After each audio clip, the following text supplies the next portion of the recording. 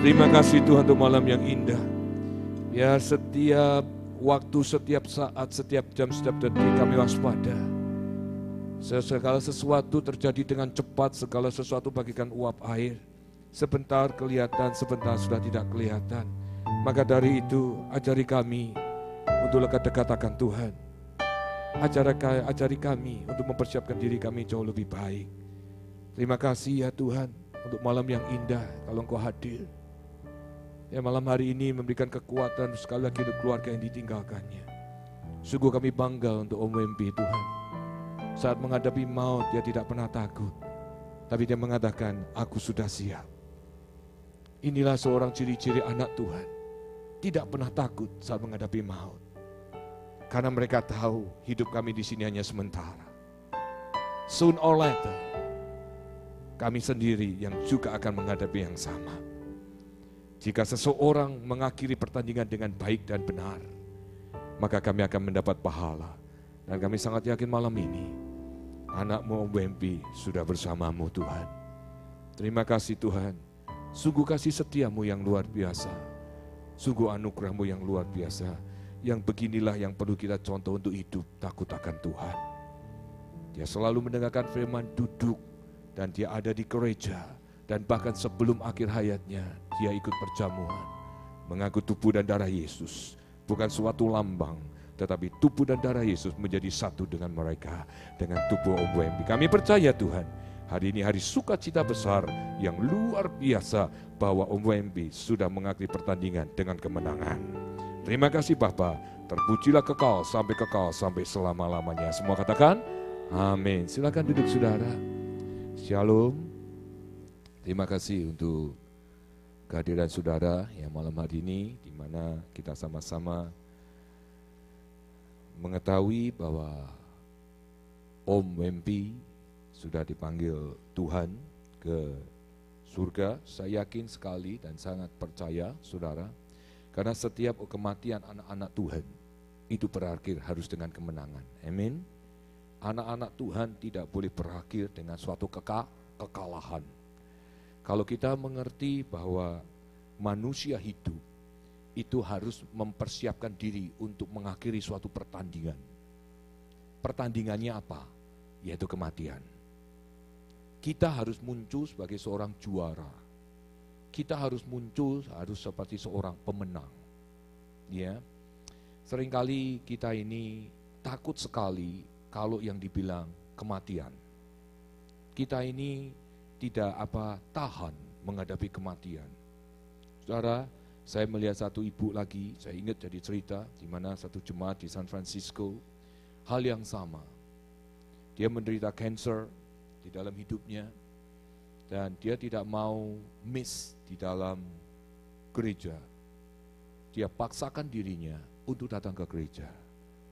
Saya memberitahu buat saudara, orang-orang yang semacam ini dia ingin mengakhiri hidupnya dengan suatu kemenangan. Begitu juga dengan Om Wempi. Saya melihat di sudut sana hari Jumat. Betapa luar biasanya. Dan bahkan waktu saya mau pergi ke San Francisco, Easter, saya sempat salaman di luar. Saudara. Tidak melihatkan tanda-tanda sakit, tidak melihatkan tanda apapun. Dan saya dengar dari istri, dari Tante Net, bahkan dia berkata, saya sudah siap kalau Tuhan panggil. Ini suatu keindahan yang luar biasa, saudara. Orang yang kau menghadapi maut, itu bahkan anggap sepele maut itu. Saya yakin dan percaya. Kalau orang-orang percaya di dalam Tuhan, maut itu sudah dikalahkan karena oleh nama Tuhan Yesus. Kalau saudara mengerti hari ini, maka hari ini saya ingin share buat saudara. Banyak di antara orang-orang dunia atau bahkan anak-anak Tuhan sendiri saat menghadapi maut tidak siap, takut, gelisah. Bahkan saya melihat beberapa orang yang di luar Tuhan kalau mau meninggal itu dia teriak, dia ketakutan. Bahkan saya melihat satu orang PETA, dulu bekas tentara soldier PETA, ya, dia teriak-teriak saudara. Dia berkata, saya tidak mau. Saya belum ready. Mungkin kita akan berkata orang itu ngigau. Betul saudara? Tapi sesungguhnya tidak demikian. Dia real thing, dia menghadapi kenyataan aslinya, hidup di alam yang baru. Saudara, waktu mendapat seperti itu, saya waktu itu masih sebagai pengantar pendeta aja. Orang pendeta ini berkata, seperti saya masih ingat perkataannya, jangan pernah kamu kalah saat maut itu ada di depanmu. Kau harus pegang namanya Yesus.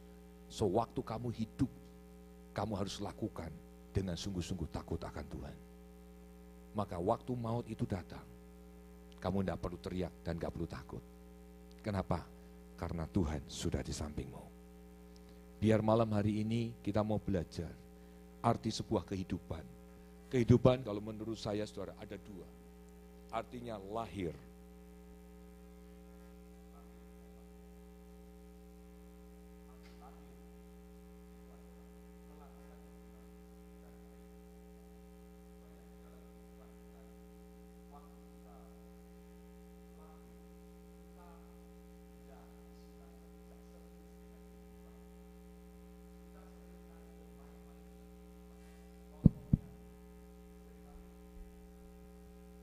Seringkali kita berbuat dosa tanpa kita sadari atau kita sadari. Kita seakan-akan mengacukan yang namanya lahir. Padahal lahir itu sangat berguna sekali untuk menentukan masa depan kita selanjutnya. Waktu saudara lahir, bagi saudara harus mendisiplinkan diri saudara. Dan saudara harus punya tanggung jawab yang besar tentang apa? Kelahiran saudara.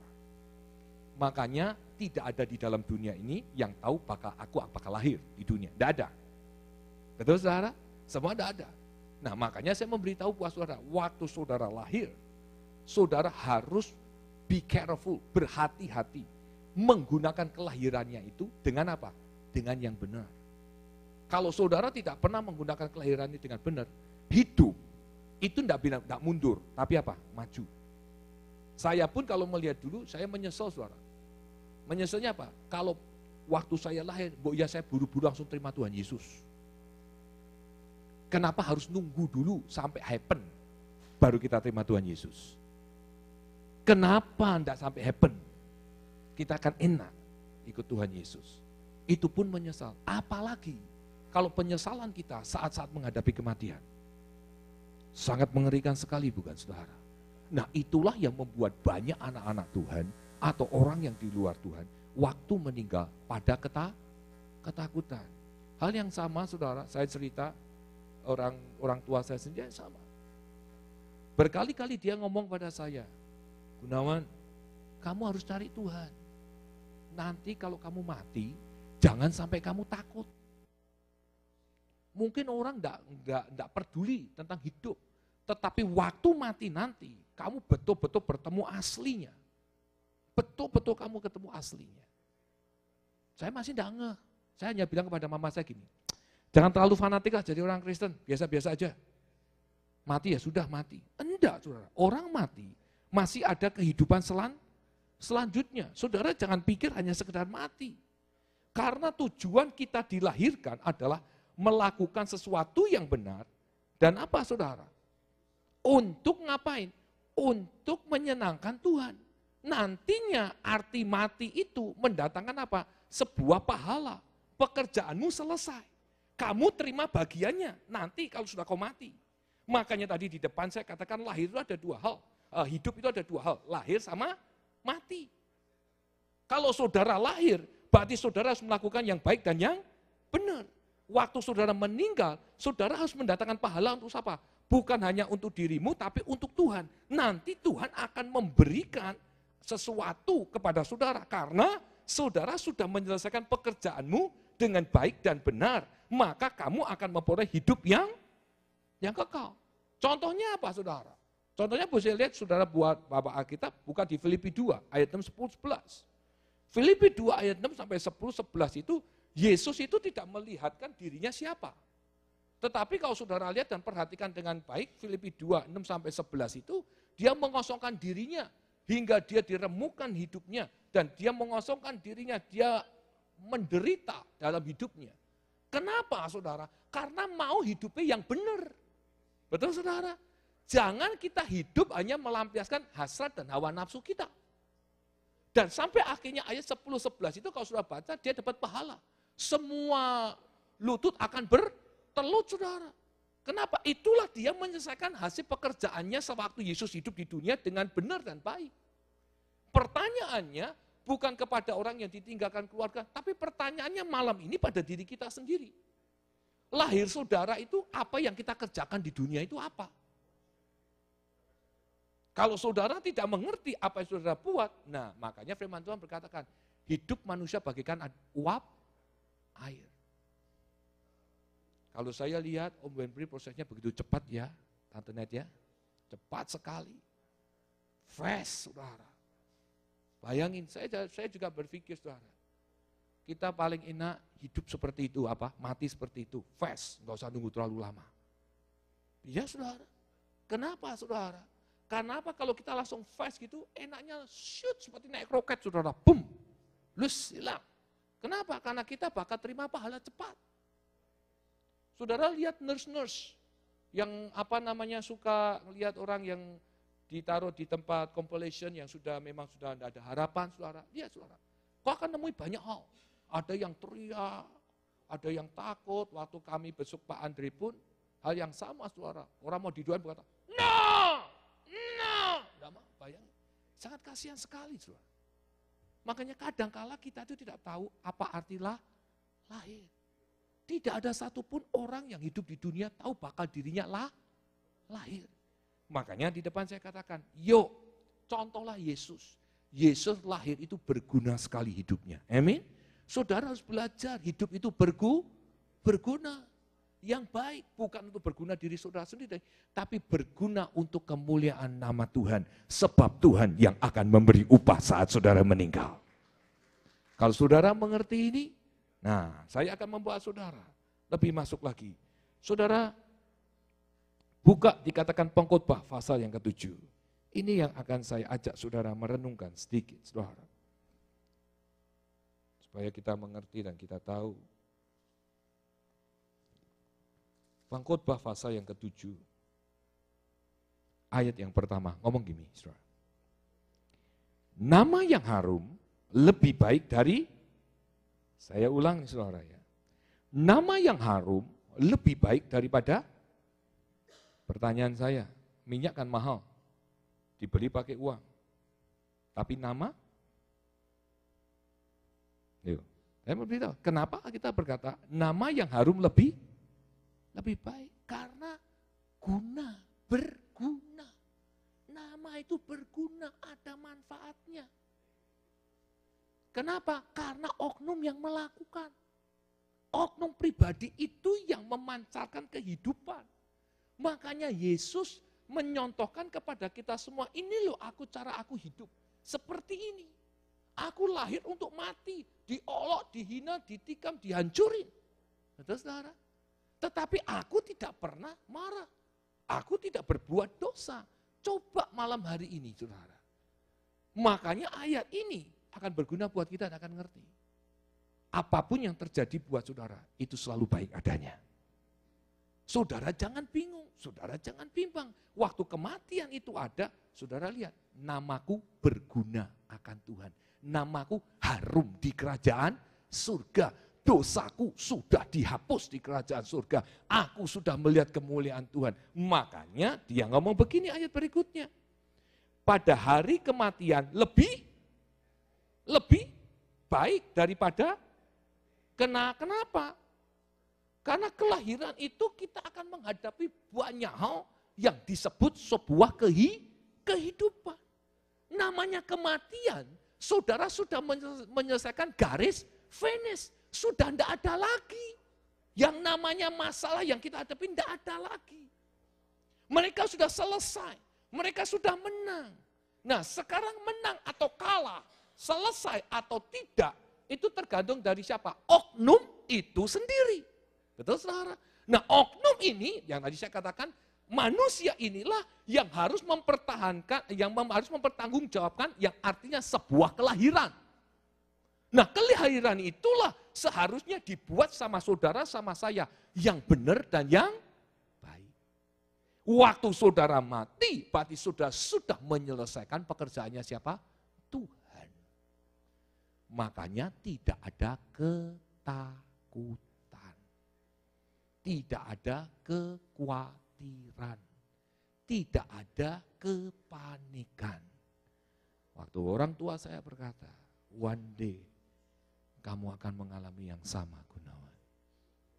Percaya, bertobatlah, ikut Tuhan. Saya bersyukur hari ini saya ikut Tuhan. Bersyukur malam hari ini saya lihat orang tua saya sudah di surga. Sebelum mama saya meninggal, dia ngeliat dikumpulin semua anaknya. Mami mau pergi ya, pada sakit asma. Dia enggak mau dituntun. Di Indonesia loh, bukan di Amerika, saudara. Di Amerika baik semua, servisnya memuaskan, saudara. Cepat, ini enggak. Ambulannya datangnya terlambat. Habis itu nunggu, enggak disediain apa-apa. Jalan. Sampai didudukin di tempat ambulan. Habis itu masuk di rumah sakit enggak lama. Dia kumpulin anak-anaknya. Dia berkata, sudah ada yang jemput, itu aku lihat. Dan mama saya pesan, Gunawan, ingat omongan mami. Ingat saudara, hari ini, jika engkau sudah menjadi orang tua, ajarkanlah anakmu, keluargamu, takut akan Tuhan. Nanti kau akan melihat pahala itu besar di surga. Saya bersyukur, Om Wenbi, saya lihat keluarganya diajar takut Tuhan. Dengan bukti ke gereja, selalu ke gereja dan ke gereja. Kalau dia tidak ke kerja, dia selalu masuk gereja. Itu suatu utama dan suatu tujuan yang pokok dalam hidup kita. Tidak pernah menyia-nyiakan tentang hidup ini. Amin, saudara. Dan saya lihat sekalipun dia sakit, tidak pernah ngeluh. Saya pernah lihat Om Bebi sekali sebelum dia meninggal di rumah sakit. Saya tanya, Om, kenapa Om? Biasa katanya. Wah, biasa loh, ini kok masuk ke rumah sakit. Tak apa-apa, Gunawan, tak apa-apa, enggak usah takut, pulang aja. Enggak usah ngerepotin. Itu Om. Dan saya lihat Om sama istri saya tuh, Om, yang benar, ini kan tak apa-apa. Besok juga pulang, enggak ada apa-apa juga. Saya bingung kenapa dicoblos-coblos katanya. Kenapa itu saja dia bingung. Oh gitu ya? Iya. Nah, kan kita udah punya Tuhan. Lihat nih saudara. Orang yang begini artinya mau diapain aja udah siap. Dia yakin dia ketemu sang penciptanya. Kalau orang muda seperti ini saudara, setan aja juga kabur mau deketin saudara. Kenapa? Tidak ada guna. Why? Dia pasti naik ke surga. Beda dengan orang kalau dia, ya aduh takut nih, aduh gua belum siap nih. Kan kelihatan sih saudara. Orang menghadapinya kelihatan. Sama mama saya pun juga sama. Waktu dia berkata, aku mau pergi ya, kamu enggak perlu nangis. Udah enggak usah ditangisin, enggak perlu. Dia berkata ke mama saya. Ini saya mikir mama saya ngigo atau apa. Dan terakhir sebelum dia meninggal dia tunjuk saya. Gunawan, ingat ya omongan mami. Hidupmu harus berguna. Hari ini, malam ini, bukan untuk keluarga yang ditinggalkannya, tapi untuk kita semua. Hidupmu dan hidupku harus berguna untuk kemuliaan nama Tuhan. Saat maut datang, saat kita menghadapi, tidak ada gentar, tidak akan takut. Apapun boleh datang, selama Yesus ada bersamaku, siapakah menjadi lawanku? Amin, saudara. Dan yang terakhir, kesimpulan dari pembacaan firman ini, untuk kerabat yang ditinggalkan istri dan anaknya, ada 4 kesimpulan tentang kehidupan, lahir dan mati. Yang pertama, buka Yohanes 2 ayat 1 dan 11. Saya minta tolong lampu ini boleh dinyalain, Feby. Thank you. Kesimpulan dari khotbah saya. Yohanes 2. Saudara lihat Yohanes 2 ayat 1 sampai 11. Judulnya tentang perkawinan Kana. Apa yang terjadi perkawinan Kana? Mereka gelisah, mereka bingung. Kenapa? Anggurnya habis. Betul?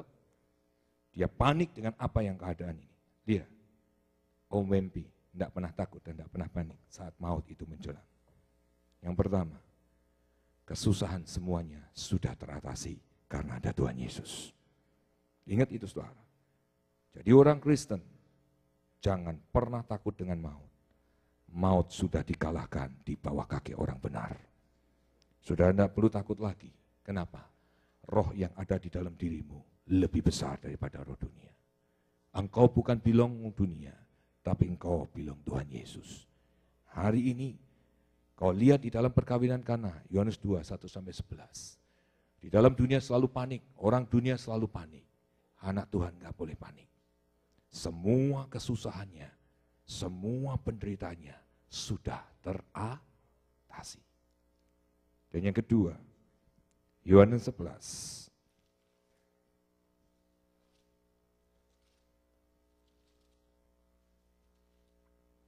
Yohanes 11.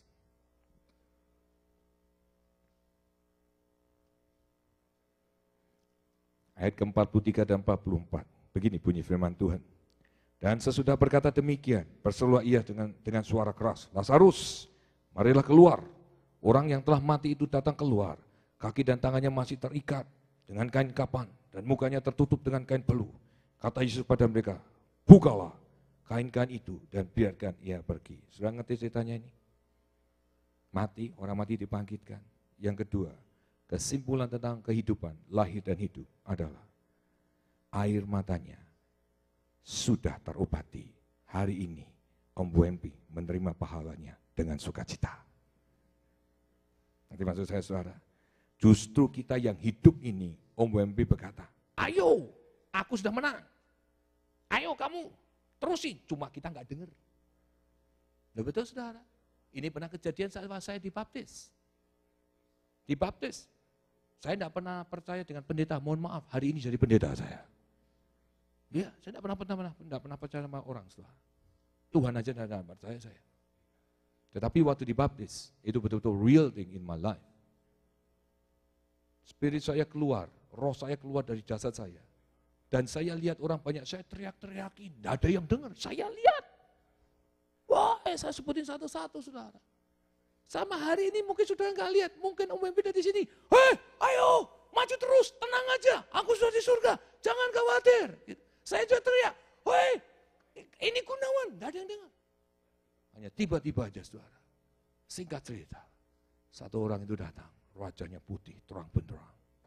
Ada lesung bibitnya, dia tersenyum. Bapak Ibu, kalau saya tidak ketemu dia, sorry untuk saya terima Tuhan Yesus. Saya lagi, saya get blessing. Saya bisa berjumpa dengan Tuhan Yesus. Hari ini Om Wempi jauh lebih lagi dengan saya. Dia ketemu persis semua segala sesuatunya apa yang sudah ada di surga. Saya memberitahu buat saudara. Yang kedua, sudah terobati segala sesuatunya. Air matanya sudah tidak ada lagi. Yang ada hanya sukacita demi sukacita. Hari ini kita masih punya air mata. Kadang kita nangis, begitu berat penderitaan. Betul saudara? Om Wempi tidak ada lagi. Aku sudah di tangan Bapa, aku sukacita. Jadi tidak perlu gelisah, tidak perlu khawatir. Aku sudah di surga. Yang ketiga saudara, Mazmur 119. Biar malam hari ini yang ditinggalkannya, berikan kekuatan yang baru. Karena firman selalu memberikan kita kehidupan. Mazmur 119, ayat yang ke-50. 119. Inilah penghiburanku dalam sengsaraku, bahwa apa? Janjimu ngapain? Menghidupkan aku. Saya ulang nih saudara. Inilah penghiburanku dalam apa? Sengsaraku. Dan janjimu apa? Menghidupkan aku. Firman itu memberikan suatu pengharapan ketekunan. Yaitu apa? Saat penghiburan itu diberikan, saya yakin dan percaya, upah itu disediakan. Kalau upah udah disediakan, makanya terjadi di nomor 2 tadi sukacita. Aku sudah menyelesaikan garis yang terakhir dan finish. Dengan 100 meter, aku bisa muncul sebagai seorang pemenang. Saudara, saya yakin dan percaya. Selama kamu percaya firman, kamu tekun dengan firman, kamu hidup dengan kebenaran firman, saya yakin dan percaya, upah itu tersedia buat kita semua. Mulai malam hari ini, saudara, berhati-hatilah dalam hidup. Jangan sampai upah itu lepas dari hidup saudara. Tapi make sure upah itu selalu ada pada saudara. Yang pertama, kesusahan sudah teratasi. Dan yang kedua, sukacita, sudah tidak ada lagi air mata. Dan yang ketiga, dia sudah dapat, Om Wempi sudah dapat upah. Saudara yang ditinggalkan make sure. Mungkin saat ini Om Wempi berkata, aku sudah dapat upah. Aku sudah dapat upah. Kamu belum. Kan gitu, saudara? Dia sudah dapat upah. Kamu belum. Aku sudah dapat upah. Kamu belum. Nah hari ini, belajarlah dengan apa orang-orang yang sudah meninggal di dalam Tuhan. Sungguh saudara, saya lihat sebelum ke San Francisco, duduk di pojok sana sendirian. Oh, mau kemana Ibu Nita? Oh, ke San Francisco. Om, duluannya Om. Ya. Ketemu lagi minggu depannya. Ya. Ya. Tapi nggak tahunya dia sudah naik ke surga. Lihat saudara. Tidak ada raut kesedihan, tidak ada raut kebingungan, tidak ada raut kekhawatiran. Kenapa? Dapat orang yang dapat upah. Saya tanya buat saudara, kalau saudara gajian atau saudara dapat salary per week gitu, atau 2 minggu sekali, muka saudara berubah enggak? Berubah enggak? Saudara kalau dapat gaji berubah enggak? Berubah kan saudara? Senyumnya juga lain kok. Senyum. Betul enggak saudara? Lah ini hanya dapat upah duit, udah senyum. Lah ini bukan dapat upah lagi, pahala. Upah sama pahala itu beda. Pahala itu adalah lebih besar daripada upah. Apa yang saudara kerjakan dapat upah. Nah namanya pahala, kau melebihi dari upah. Yang sudah kau lakukan, tugaskin kalau dapatnya 100 karena kamu excellent. Kamu tidak dapat yang biasa, yang reguler. Tetapi ditambahin sesuatu yang tidak pernah kita pikirin sama Tuhan. Itulah pahala. Makanya kalau saudara terima upah aja senyum-senyum. Begitu pertama datang udah cemberut-cemberut, kok belum dikasih ya biasanya jam 1, ini kok jam 2. Ya sama saudara, saya juga begitu. Biasanya jam 12 saya terima salary. Loh ini sudah jam 2. Oh kok gak datang-datang? Apa yang terjadi? Saya tanya. Where is the boss? Boss is gone. What? He's gone? Kaget kita. Begitu bilang gone kaget. Gak taunya apa yang datang. Itu sekretarisnya datang. Nih, sorry ya terlambat. Itu aja bingung. Raut berubah. Saya beritahu. Om Wempi dapat pahala. Dia lebih sukacitanya lebih besar daripada seorang yang menerima salary. Dan yang terakhir saudara.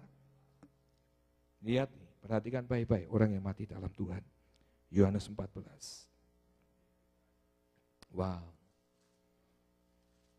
Makanya tidak heran ya, saudara. Filipi 1 ayat 21 mengatakan gini, mati adalah keuntungan. Saya ngerti benar sekarang. Kenapa Ahok juga berkata mati adalah keuntungan. Tapi terusannya nggak diterusin sama dia. Saya mau beritahu saudara, saya ngerti sekali. Saya baru-baru ngerti, benar-benar ngerti. Janganlah, ayat 14 ayat 1, Yohanes 14 ayat 1 dan 2, janganlah, jadi saudara kalau meninggal jangan apa? Bisa. Percaya sama saya, saudara. Kebenaran firman ini mengatakan kalau kamu hidup, hiduplah yang benar sama yang baik. Kalau saudara hidup yang benar, yang baik, yakin saudara, kamu dapat apa? Dapat upah, makanya jangan gelisah. Kalau orang sudah dikasih upah, jangan gelisah. Karena kamu dapat upah.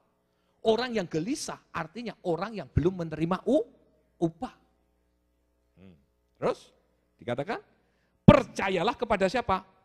Allah. Jadi, sewaktu kamu hidup, lakukan yang benar, yang baik, selesaikanlah pekerjaanmu di dalam apa? Dalam Tuhan. Dan dikatakan, percaya saja sama aku. Percayalah juga kepadaku. Di rumah apa? Bapakku sedikit tinggal atau banyak? Banyak tempat tinggal. Jika tidak demikian, tentu aku mengatakan kepadamu, sebab aku pergi ke situ untuk ngapain?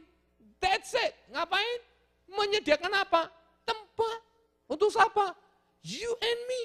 Selesai. Jadi kalau orang yang mati di dalam Tuhan dapat rumah. Kita aja yang gak punya rumah di dunia kepengen dapat rumah. Mati-matian fixed kreditnya, mati-matian gimana caranya kredit repotnya jadi bagus. Kalau yang 200 angkanya bisa jadi 900, nanti dapat semuanya. Wah, bisa diurus dengan baik. Saya beritahu Pak Saudara, di surga nggak ada fake-setan. Selesai, Tuhan berkata, sini nak, itu bagianmu. Emas semua. Saudara lihat emas satu aja bingung. Om Wempi sudah lihat emas semuanya. Nggak bingung. Mungkin Om Wempi saat ini berkata, kasihan dah lo. Aku udah senang di sana. Lihat banyak emas. Aku ketemu malaikat, aku ketemu si A, ketemu si B. Saya yakin percaya saudara.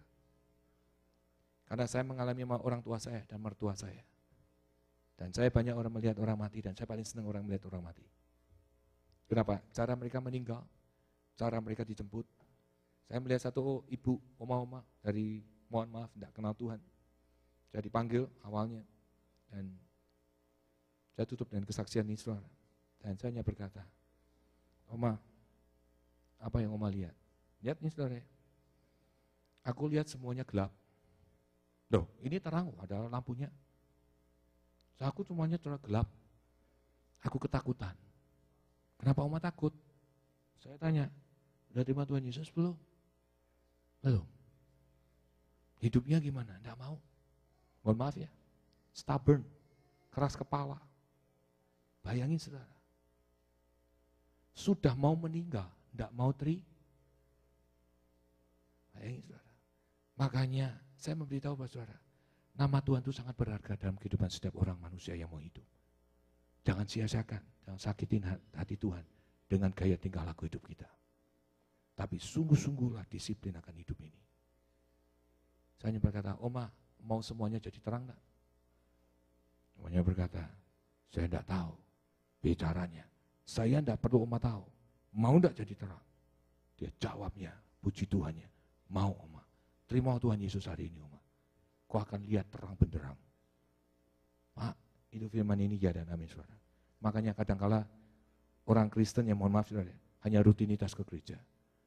Pulang, bawa Alkitab kemana kamu pergi, renungkanlah siang dan malam. Ini the truth my friend. Seringkali yang kita bawanya cellphone. Kita selalu bawa dompet kita. Tidak pernah kau bawa Alkitab. Mohon maaf ya, jangan pakai HP-mu. Tutup itu HP-mu. Pakai Alkitab murni.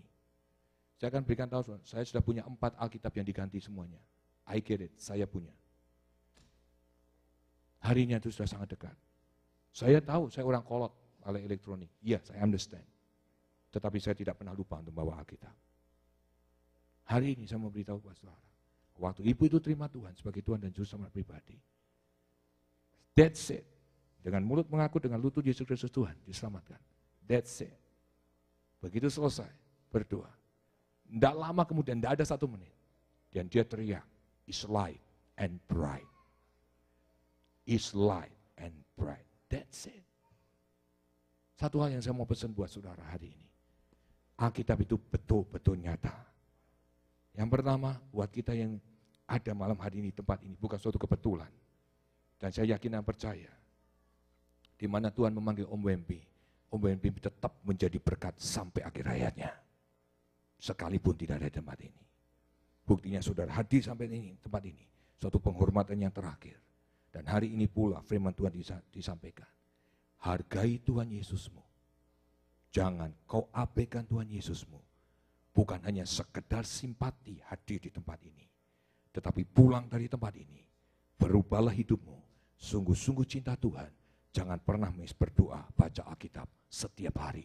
Dan lakukan kebenaran di dalam hidupmu. Pertahankan keselamatan itu sampai akhir hayat hidup kita. Apapun masalah kita, apapun yang saudara hadapi, tetaplah Yesus sampai selama-lamanya. Amin saudara. 4 hal dari kesimpulan, dari kehidupan lahir dan mati. Saya ulang saudara. Yang pertama, kesusahannya sudah teratasi. Dan kedua, air matanya sudah terobati menjadi sukacita. Dan yang ketiga, firman itu membawa ke suatu penghiburan dan pengharapan. Untuk apa? Untuk menerima upah dan pahala yang akan disongsong dan diberikan bagi anak-anak Tuhan. Dan yang terakhir saudara, semuanya dijanjikan apa yang dijanjikan kepada Tuhan, kepada kita. Yaitu punya tempat di surga. Amin saudara. Kalau saudara sudah mengerti ini, dan sekali lagi saudara, buat Tante Net dan Elke yang ditinggal dan kerabat yang ada di tempat ini, sanak family, satu hal, percaya Om Wempi sudah di surga. Apa yang sudah diberitahukan, apa yang sudah diajarkan, biarlah menjadi contoh dan teladan untuk kita lakukan di dalam sisa hidup kita ini. Supaya semuanya untuk kemuliaan nama Tuhan. Amin. Mari kita bangkit berdiri, saudara. Saya mengundang Tante Nat dan Agasta, anak familia, boleh maju ke depan. Saya mau berdoa.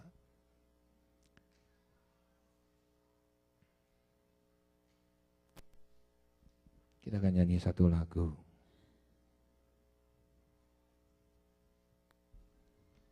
Sujud di altarnya,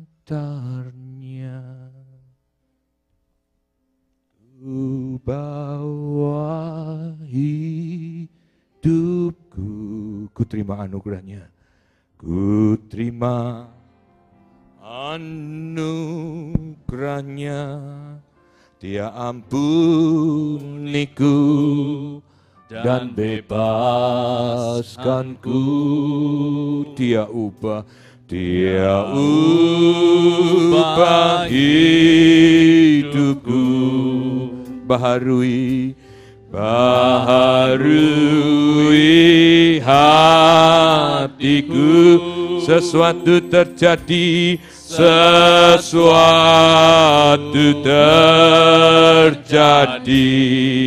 saat datang di altarnya. Bila hati, haleluya,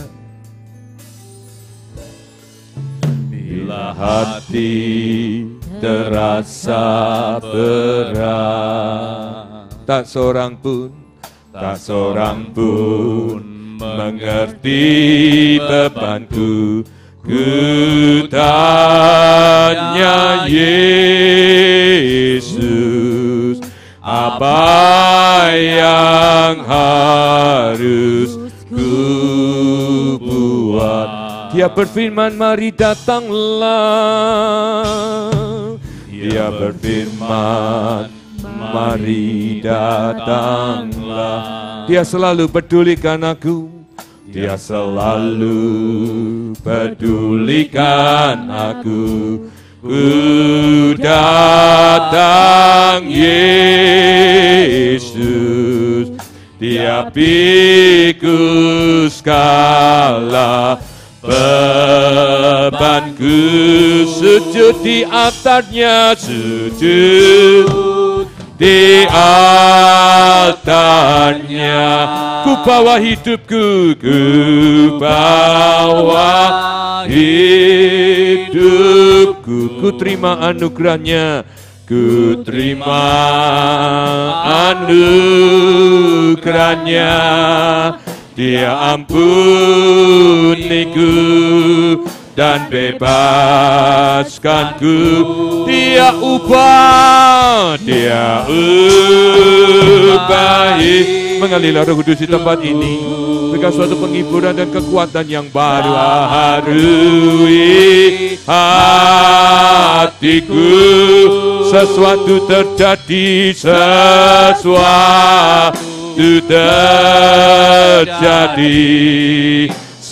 datang di atas, sujud di altarnya,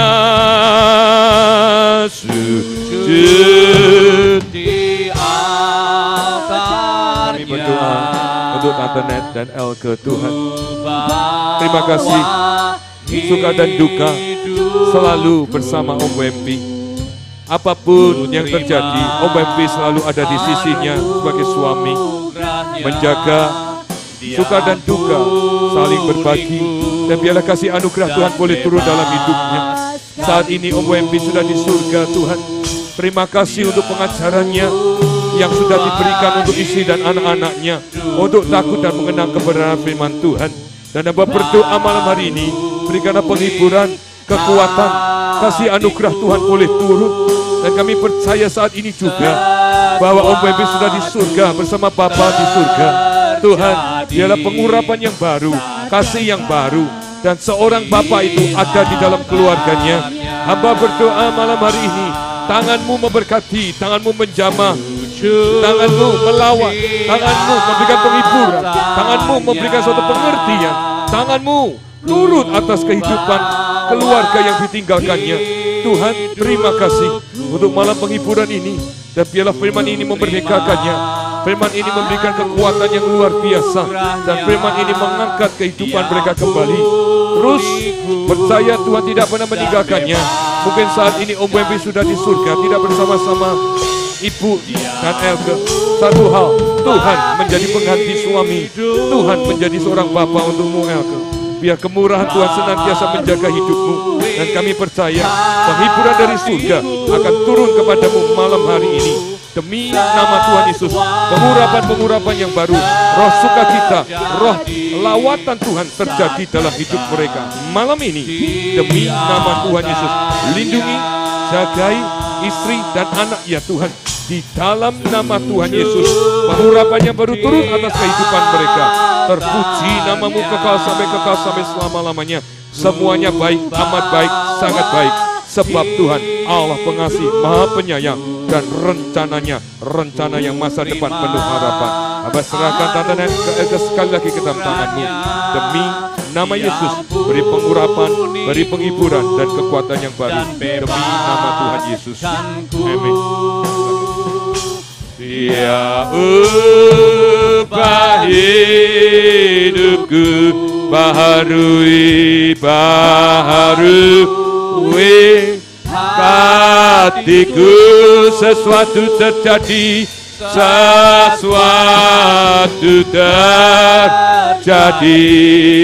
saat datang ingatannya.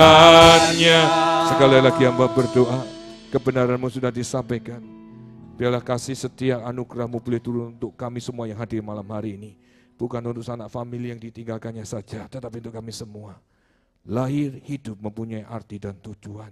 Supaya hidup kami ini tidak sia-sia ya Tuhan. Supaya kami mempertanggungjawabkan dengan sungguh-sungguh tentang kelahiran kami. Karena suatu ketika kematian itu akan minta suatu pertanggungjawaban dalam hidup kami. Terima kasih ya Bapa. Di dalam nama Yesus, firman Tuhan mengatakan, tidak pernah firman itu kembali dengan sia-sia. Demi nama Tuhan Yesus, mau katakan, amin. Silakan duduk saudara. Mungkin di dalam Tante Net mau menyampaikan sepatah dua patah kata. Saya undang Tante Net boleh maju ke depan.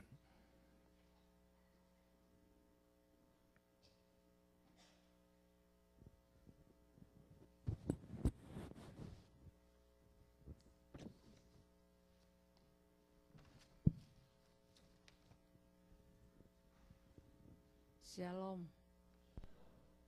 Pertama-tama saya mengucapkan terima kasih pada Ibu Bapak sekalian yang sudah hadir bersama-sama dengan kami sekeluarga di tempat ini, yang sudah turut ambil bagian atas dipanggilnya suami kami yang kami kasihi di dalam Tuhan. Pada tadi pagi sebagai menurut kedokteran jam 11, tetapi sebagai orang yang percaya, saya percaya jam 10.50 suami kami sudah selesai. Saudara yang kasih dalam Tuhan, kalau kami boleh ada sebagaimana kami ada, itu karena kebaikan kasih Tuhan yang luar biasa yang sudah boleh menjadi bagian keluarga kami, terutama saya. Saya akan menceritakan sedikit pengalaman saya hidup bersama dengan suami saya selama 40 tahun kami menikah. Ada begitu banyak tantangan, rintangan, banyak masalah yang selalu kami hadapi. Tetapi apapun yang saya hadapi, selalu saya bawa di kaki Tuhan. Karena saya terlalu percaya bahwa Tuhan yang sudah menjadi kepala keluarga, Tuhan juga yang sama yang selalu menguatkan saya. Dan kalau saya boleh ada bersama-sama dengan saya selama puluhan tahun, itu juga bukan karena saya, bukan karena kekuatan saya, kemampuan saya, tetapi itu semua karena anugerah dan kekuatan yang luar biasa yang Tuhan sudah berikan kepada saya sebagai anugerah yang besar. Ibu Bapak yang kekasih, saya mau ceritakan sedikit bagaimana Tuhan perjalanan di dalam menghadapi kematian tadi pagi. Sebenarnya suami saya tidak ada appointment dokter pada Senin kemarin. Tetapi karena saya ada merasa sesuatu kelainan dalam suami saya bilang, "Pah, mau gak kamu saya bawa ke dokter hari Senin?" Tapi terus karena kita jauh perjalanan, karena ke dokter Medicare-nya dia ada di San Bernardino, jadi kami pergi berdua dengan melalui Metrolink. Karena suami saya sangat senang kalau kita berdua berjalan naik Metrolink. Sampai di sana kami masih naik bus berdua sampai di tempat dokter, pemeriksaan dokter. Mungkin satu jam setengah kami menunggu suami saya dipanggil dan kita masuk ke ruangan dokter. Pada waktu pemeriksaan dokter katakan, "Wah, ini ada kelainan," katanya dokter, "potasium kamu terlalu tinggi." Terus saya mikir, oh benar juga ya. Karena selama ini suami saya minum pagi 1 potasium sampai sore, jadi 2 kali sehari. Itu kali yang membuat suami saya terlalu tinggi, dan karena terlalu tinggi potasium di dalam tubuh suami saya, maka terjadilah pompa jantung itu terlalu cepat, dan kata dokter ini membawa pengaruh yang sangat buruk di dalam jantung suami saya dan membawa kepada kegagalan ginjal. Dokter bicara bahasa Inggris, tapi saya bilang, "Dokter, boleh nggak kamu ngomong lagi dengan anak saya melalui telepon?" "Oke," dibilang. Dan benar, suster RN ini bilang sama suami saya, sama anak saya, telepon, dia bilang bla bla bla bla bla. Ya, dibilang sama dengan pengertian saya. Dan dia kasih surat, kami harus bawa ke emergency room yang ada di Saint Bernardine Hospital, karena ahli dokter jantungnya suami saya ada di rumah sakit Saint Bernardine Hospital. Kenapa dibawa ke sana? Ada ke ahli jantung, karena pada 15 bulan yang lalu suami saya pernah menderita sakit, pernah opname juga di rumah sakit, tapi waktu itu suami saya ada di Laguna, jadi dia dirawat di rumah sakit Saddleback, Laguna Hill, Orange County. Dan saudaraku yang kekasih, kalau saya pikir sampai hari ini, satu mujizat bagi suami saya kalau dia boleh hidup sehat selama 15 bulan. Karena pada waktu dia akan keluar dari rumah sakit, dokter berkata begini, "Mau operasi?" Dibilang, "Nggak usah," dibilang. "Kalau toh memang Tuhan berkenan, biarkan Tuhan, bukan dia." Saya pikir cuma asal ngomong kali pikiran saya. Karena apa kata dokter? Sebab suami saya bekerja jantungnya tinggal 25%. Dan pada waktu itu saya ceritakan sama Pak Gunawan, itu memang benar kenyataan cuma 25% karena suami saya tidak mau operasi. Suami saya pikir, buat apa operasi pasang ini pasang itu kan? Kalau tuh emang sudah berkehendak Tuhan, bela kehendak Tuhan yang jadi. Dan begitu pun pada waktu masuk emergency room tadi kemarin siang, jam 1 siang saya masih berdua dengan suami saya. Bercerita dengan suami saya bla bla bla. Pada waktu jam 1 lewat dia bilang sama saya, "Ma, kok susternya lama bener gak datang?" Saya bilang, "Emangnya kenapa?" "Kayaknya aku punya perasaan gak enak." "Apa yang kamu rasa?" Kita bilang. "Pokoknya gak enak, tolong panggil." Saya panggil, saya bilang. Pada waktu itu saya lihat, pompa jantungnya sudah lebih cepat lagi, sudah mungkin 3 kali lipat, mungkin 200. Karena pada waktu sakit pertama dulu hanya 182, sedangkan pulsnya harus jalan cuma 82. Kalau 182 waktu kejadian suami saya itu pasti akan kolaps. Dibilang karena ada banyak orang Amerika yang kuat-kuat tetap kolaps, tapi suami saya tidak. Jadi saya udah mulai rasa kekhawatiran, tapi saya bilang, "Pak, tenang, hanya Tuhan yang bisa menolong kamu. Jangan berharap itu suster banyak segala macam." Karena saya mulai rasa gelisah. Kenapa? Semua mesin-mesin yang ada di rumah sakit itu dibawain ke dalam kamar. Karena bukan karena kenapa? Karena dokter katakan akan pulang hari itu, dokter bilang. Cuma menginap 1 malam. Tapi kok ini bisa kejadian seperti ini? Tapi saya dengan tenang menghadapi semuanya.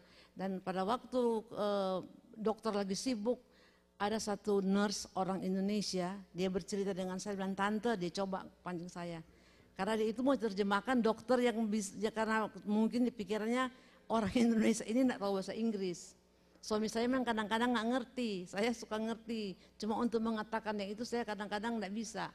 Ya oke, namanya Daniel, dia bilang, tante, saya mau tanya sama tante. Kalau suatu waktu, dia bilang kalau suatu waktu apa?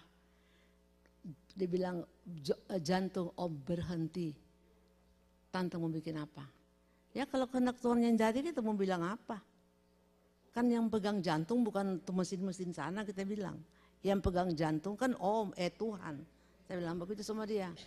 Dia bilang bagus karena ternyata kalau pengalaman saya datang di rumah sakit, kayaknya semua pekerja-pekerja dari rumah sakit Saint Bernard itu semua katanya orang-orang dalam Tuhan. Semuanya berbicara tentang Tuhan, mulai dokter-dokter, nurse, semua selalu bicara tentang Tuhan. Jarang di orang Amerika selalu bicara tentang Tuhan. Saya kadang-kadang menyaksikan cerita satu Tuhan aja mereka mungkin pada malu. Ini enggak malu-malu. Sampai-sampai mungkin karena mereka tahu kita bukan orang Kristen, datang, sudah ada gereja enggak? Sudah ada pendeta kan bilang nih, dalam hati saya, wow luar biasa nih rumah sakit ini. Nah, sudah. Dan pada waktu dibawa ke ICU, begitupun.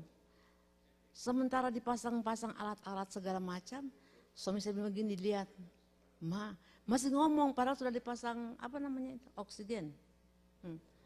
Ma, kok lama sekali? Terus pikiran saya, mulai saya ini lama sekali apa? Dalam hati saya. Pikiran saya yang dibilang lama sekali itu mungkin lama kerjanya. Baru saya mengerti. Yang dibilang lama sekali, kenapa lama sekali Tuhan mengambil saya. Padahal baru sekejap, belum begitu lama. Pikiran saya ya cuma sebentar. Dan memang benar.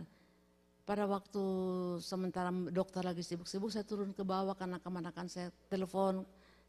Beli sesuatu makanan buat saya untuk saya makan. Baru berapa menit terus saya telepon. Lagi di mana? Baru makan sebentar. Ya udah. Belum seberapa menit lagi dia udah call. Oh naik ke atas, ada rapat bla bla bla. Kemanakan saya bilang ada apa di atas? Ada siapa? Kok suruh rapat-rapat? Oh ada Lucia di atas.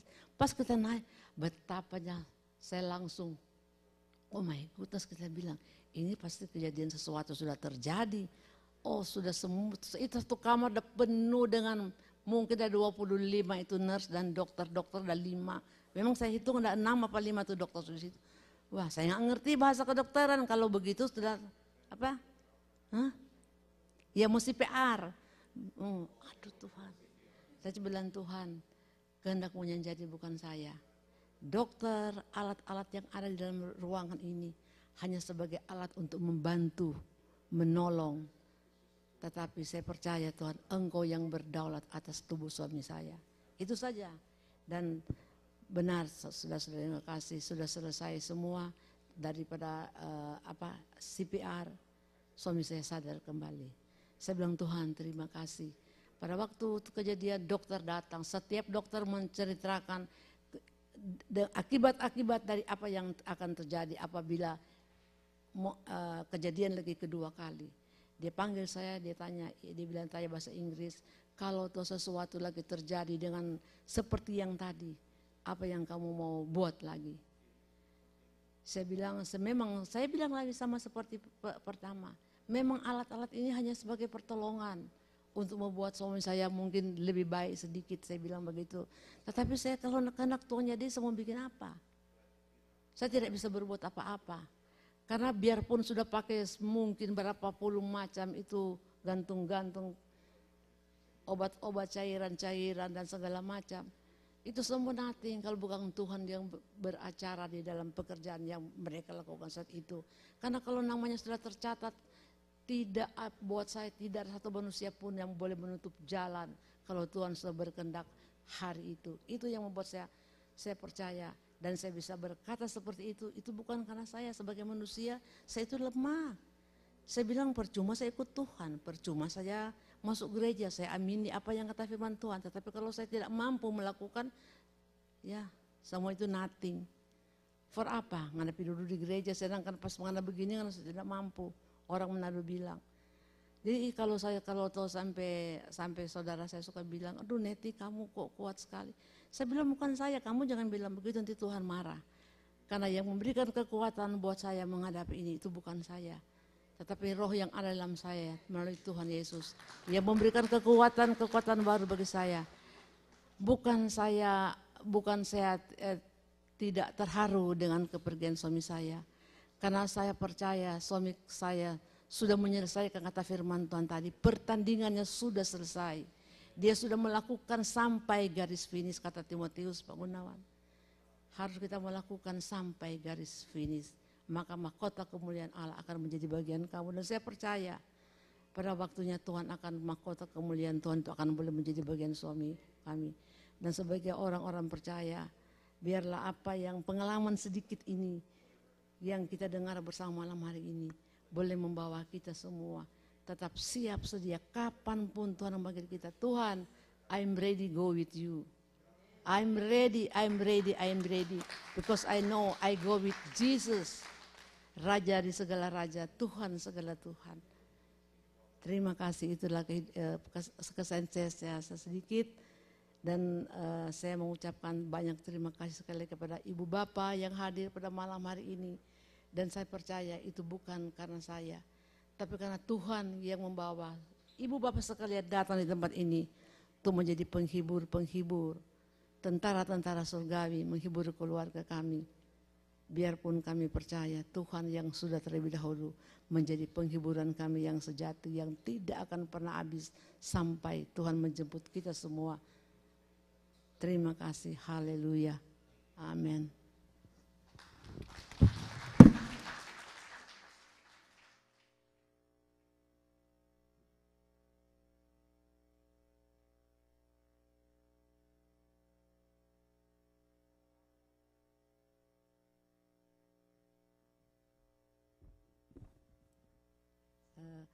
Kalau ada yang mau nyanyi, kami berikan kesempatan.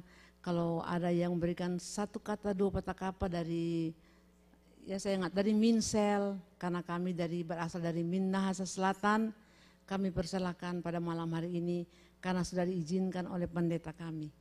Kami persilakan.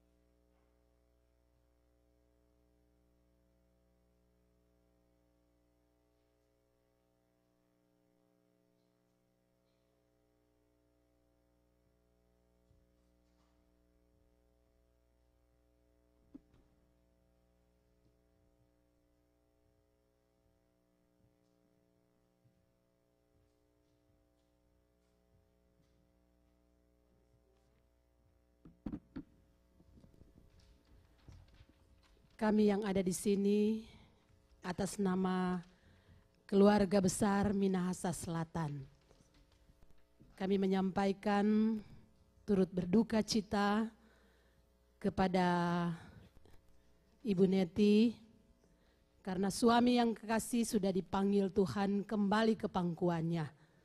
Dia berhenti dari segala kelelahannya di dalam dunia dan dia sudah bersama-sama dengan Tuhan dalam sukacita yang besar dengan Tuhan. Itulah sebabnya saat ini kami akan menyanyi bersama-sama, jalan hidup tak selalu tanpa kabut yang pekat.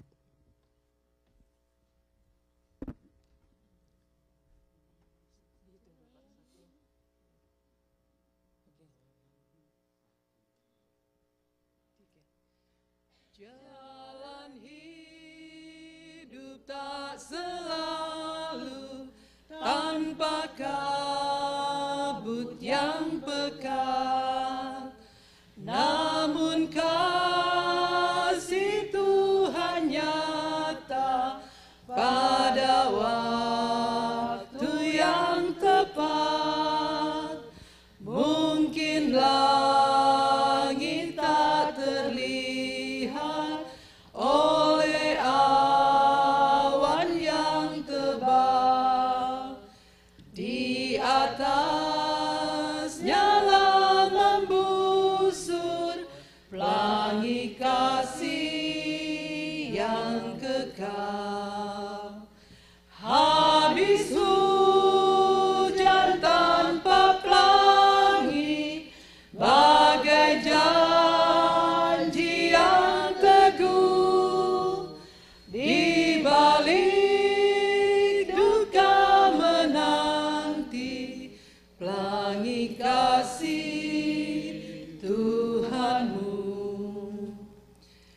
Jika badai menyerangmu, awan turun menggelap,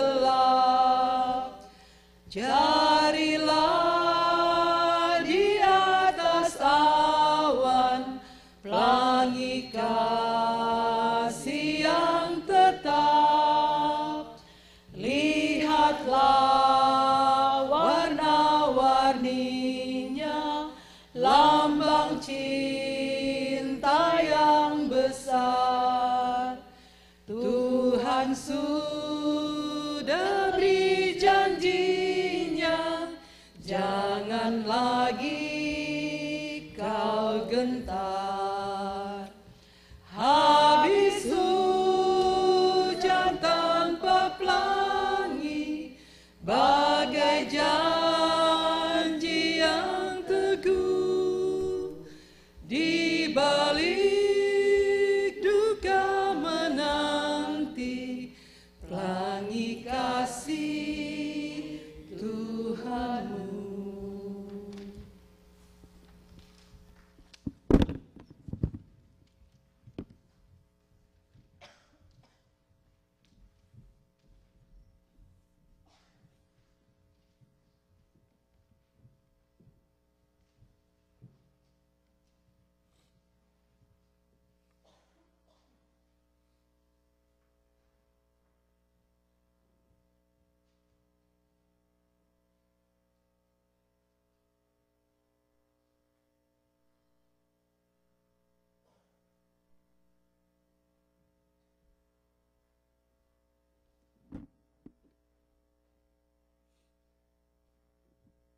Mari kita mengakhiri kebaktian ucapan syukur ini. Mari kita bangkit berdiri, saudara.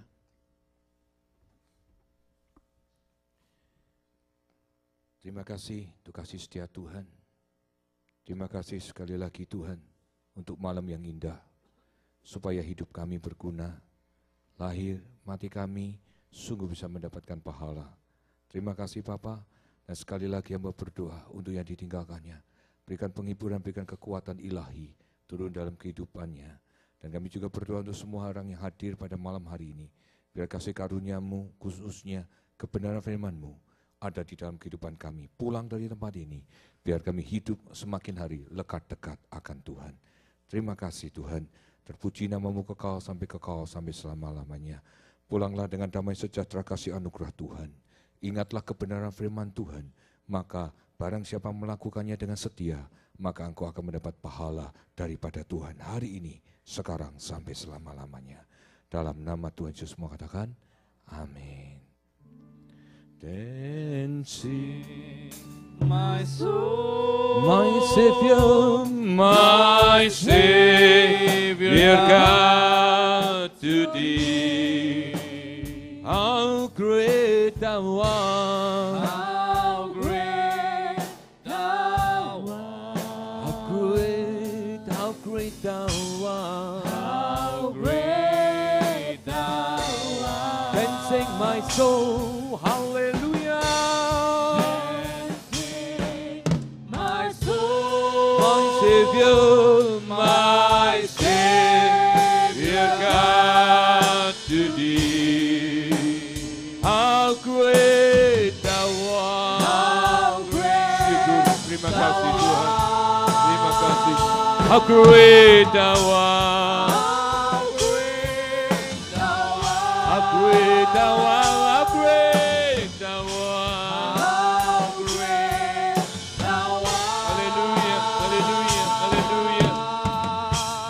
How great thou art. Kebaktian selesai ucapan syukur malam ini, silakan duduk dan sebentar lagi kita akan ada